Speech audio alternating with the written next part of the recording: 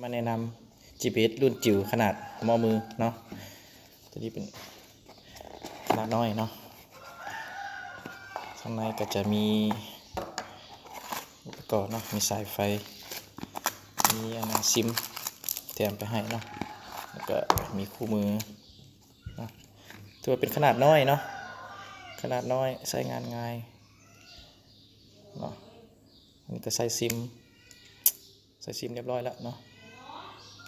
ชิมเรียบร้อยแล้วถือว่าขนาดน้อยหลายเนาะเทียบไซส์บิ๊กเนาะถือว่ามีขนาดน้อยนะครับมาเบิ่งวิธีการใช้งานของมันเนาะเบิ่งวิธีการใช้งานว่าใช้งานแบบไหนเนาะ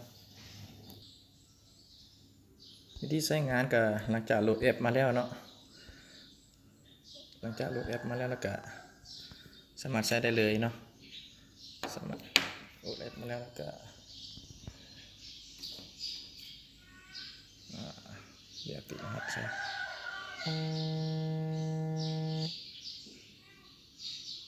เข้าได้เลยเนาะ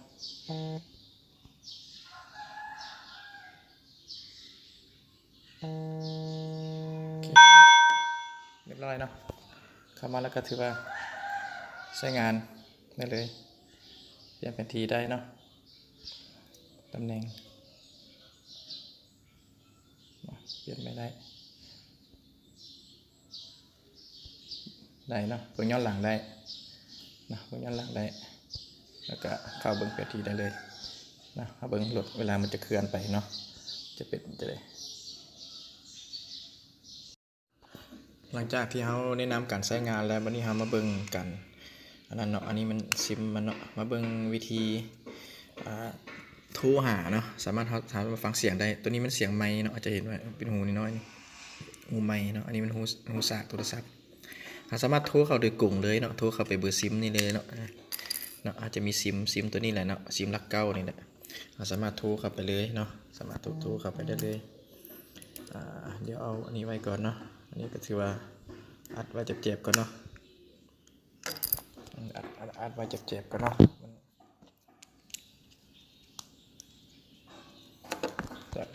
โทรได้เลยเนาะก็สามารถโทรเบอร์โทรเขาที่เขาไว้หันและแมนเบอร์จะมีเบอร์จะโทรไปเบอร์ซิมของเขาเนาะมันสิบเบอร์ตัวนี้เนาะนี่มันเบอร์ GPS ของเขาเนาะเบอร์ GPS ทำมันเบอร์นี้เนาะเราก็สามารถโทรไปได้เลยเนาะโทรไปได้เลยไม่ใช่ได้เนาะตัวนี้เนาะมันสามารถโทรได้เลยเนาะกดโทรเนาะโทร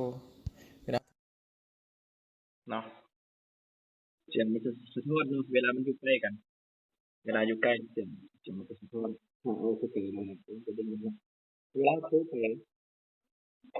เอาไกลๆกันเนาะสังเกตว่าเวลาเขาโทรไปแล้วมันจะตัดสายเลยนะตัดสายคือจะไม่ไปเลยนะนี่คือใช่ไง